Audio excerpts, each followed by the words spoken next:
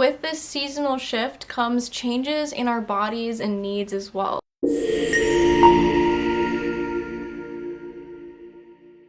So we're going to talk about some of the symptoms and things you can notice as we're entering fall. I'm also going to go over some key herbs to have in the back of your mind, but that's not to say that you need to have these. I'm a big supporter of like bioregional herbalism, so I like to encourage others to go out and use the things you have locally, use things you have in your backyard. I hope that giving you these key herbs, you can make some connections yourself and see, oh, you know, this is used for this, but this is very similar to this, so maybe it has some similar actions. I want to give you those aha moments and allow you to make connections yourself, so I'll just give you a basic list to have an idea of. I like to encourage accessibility as well, so I'll give you ideas of sourcing and some foraging tips, but again, if you're not from Minnesota, it won't really apply to you. We'll talk about our pantries and storage, just how to make it more practical.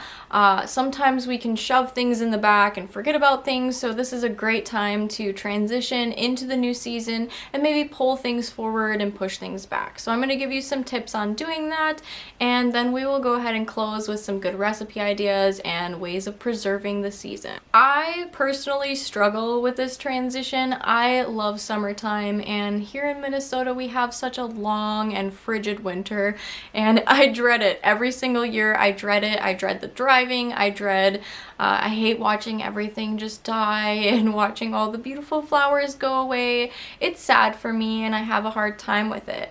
But I know that some people really love fall time, and like my best friend Emily, she says, and I quote, "Summer can kick rocks." I am not that way at all. I love summer. I think summer can stay here all year long, Emily. I'm fine with that.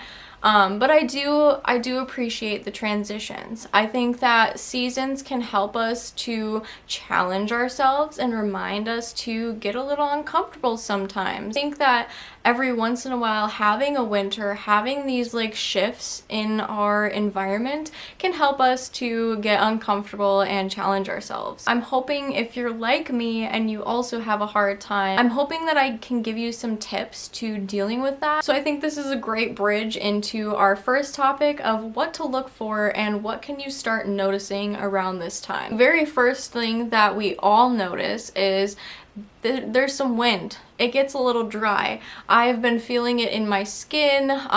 We're shedding. I think of like reptiles shedding their skin. Animals, like if you have cats, you'll notice they're shedding a lot right now.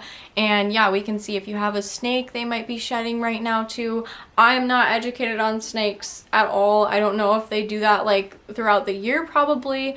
But maybe this is a time the season encourages them. So I don't know about the animal kingdom, but I know metaphorically, I feel like I'm shedding. Like I physically am shedding my skin, and it's also a time to just shed the overwork. It's time to shed off and just accept the slower time, because in the summertime we get so busy and we're so productive. We're getting all of this done.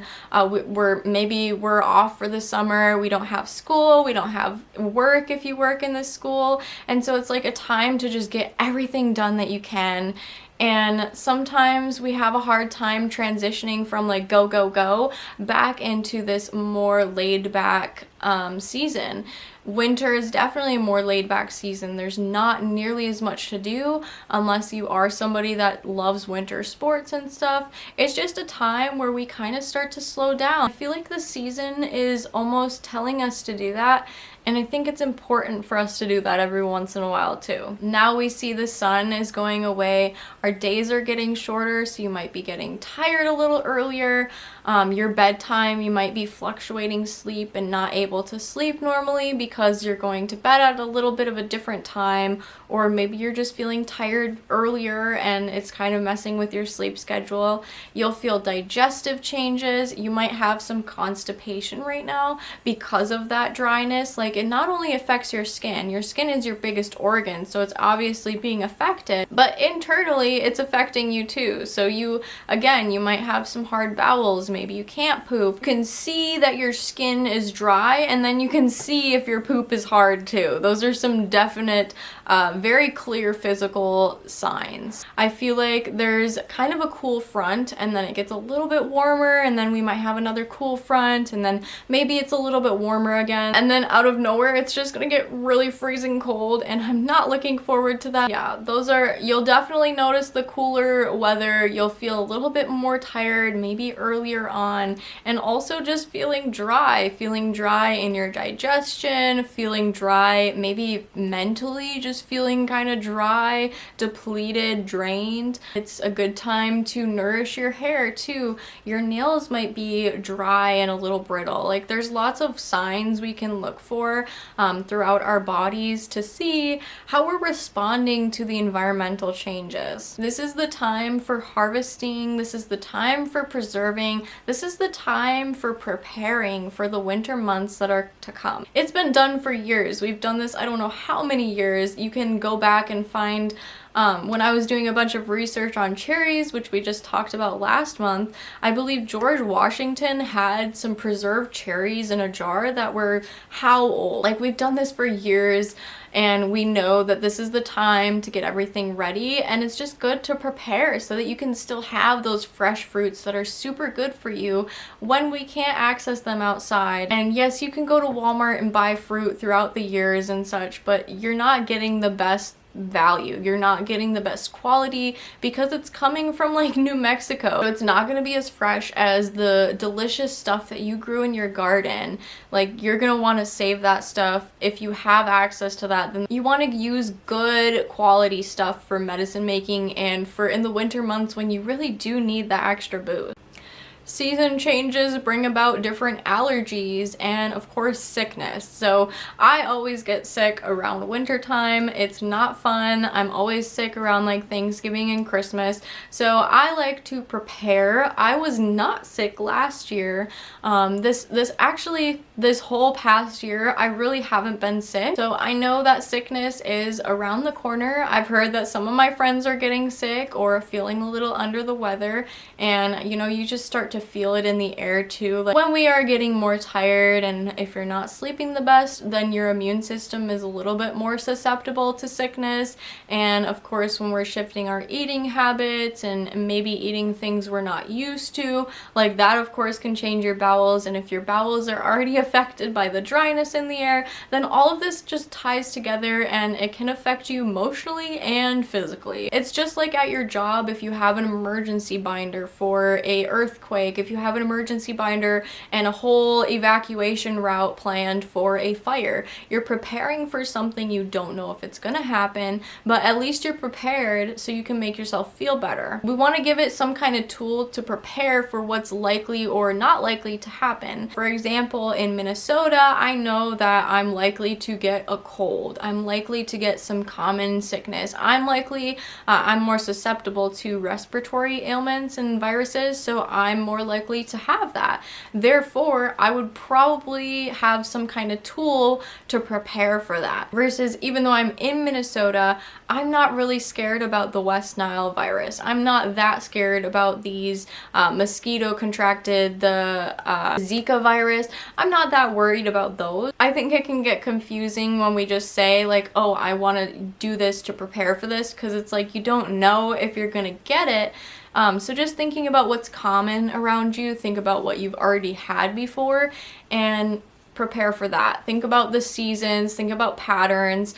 Something we do great as humans is we can see patterns. So if you've been sick for Thanksgiving and Christmas time before, then maybe you want to think about taking something beforehand to prevent that from happening. Just like America is all about prevention, that's kind of what our modern medicine is all about, and it's important in herbal medicine too. It's definitely a big part. All in all, the seasonal shift brings us some different transitions to listen to. Okay, so now what you probably are most interested in, we're gonna talk about some key herbs to keep in the back of your head, and just remember that if you don't have access to these and if they're not growing around you, then there's definitely something else out there for you. First up is elderberry, and I'm not going to be going over each of these in depth. I like to do that in our Brainy Botany series. So if you're more interested in like learning about monographs and just studying one specific herb, I encourage you to check out that playlist and just what else I have on the website, thatbrainybee.com. I have lots of monographs written and infographics and stuff, so you can look into that. But elderberry is one that's often used for colds and flus. It's very popular that you can have a syrup and take the syrup before a sickness, and it's pretty delicious. On its own, elderberry is not great. You're not supposed to eat elderberries on their own. You have to cook it down to be able to eat it and consume it, because otherwise it can be very upsetting for your digestive system. So that's something to keep in mind. But if you have access to elderberries, definitely try a syrup out. The only thing is it's often made with honey, so you don't want to give it to any child that's under 1 year old. Another great ally to have on hand is thyme. It's one of those delicious herbs. I love to pair it with meats and things like that. It's very warming too, so it's great for immunity. I think of thyme for like respiratory issues as well. If you have a sickness and you're having like phlegmy, coughy mucus, I would think of thyme to kind of just clear that out. Even like sinuses, you can make a steam satchel with thyme, and it can be really great for just clearing that mucus out. Thyme is delicious to add into dishes, but it also can be medicinal and really helpful during the more mucousy months. I wouldn't think of it for fall as much because it can be a little bit drying, I feel like, but it depends on the person, the place, and what you're looking for from it. The next thing is burdock, which I am going to be learning about this month. So you could think of burdock if you have a stomach bug, if you're having a cold and feeling some digestive troubles, you could look into burdock. But again, we're not going into super detail on these things. I'm just telling you to keep them in the back of your head. Rose hips, I think of rose hips as more of a uplifting and just more for the mood. It's also great for the heart. I think of rose hips as good for those who get stressed out and hold things in their heart. Maybe during Christmas time, around Christmas is when we get really stressed out. Maybe rose hips could be great for cooling you down and grounding you down.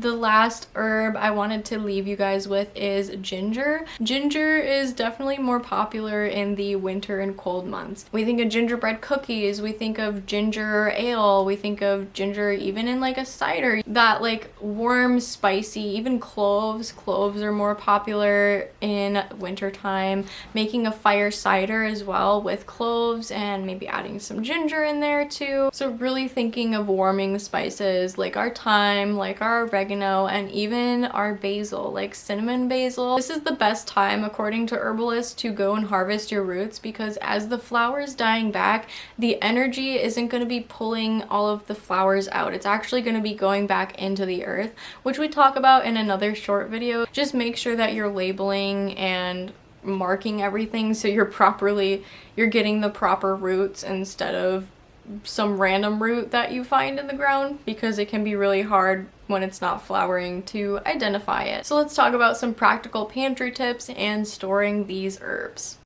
As you can see behind me, I use jars to store my herbs because it just keeps them fresh. It keeps them very aromatic. When you use plastic, it can kind of take away from the smell and taste of them a little bit quicker. So jars are just the cleanest. You can easily sterilize them, and they're great for keeping your herbs fresh. You just always want to dry your herbs beforehand if you're not preparing them, so that they keep fresh and don't spoil or grow mold.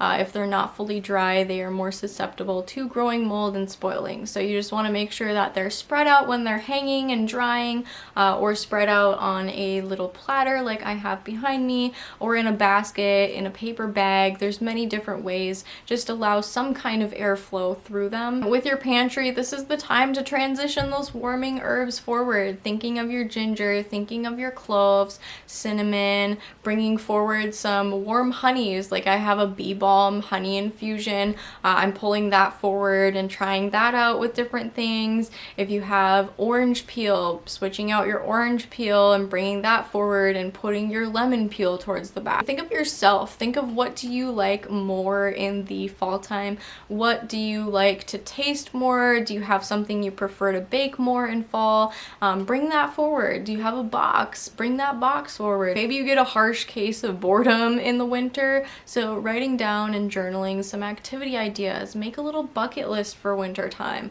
This is the time to just prepare and be ready for those hard shifts and transitions. And if you're interested in learning more about thyme, it's our flavor of the month, and I do a monthly event that's totally free called Find Your Flavor. It's about encouraging you guys to find your favorite spices and maybe try things that you don't normally try, and also looking at the historical and medicinal values of them. Make sure you sign up before we start. You can find all of that information on my page, thatbrainybee.com, along with our next month events too. So if you can't make it to this one, don't miss out on our next one, and I hope to see you there. One last thing, if you enjoy this kind of content, be sure to check out my website at thatbrainybee.com, where you can find the latest blog posts, resources, and personalized sessions. It's a great way to keep learning and connect on a personal level outside of YouTube. Otherwise, go ahead and keep learning through here, and don't forget to subscribe.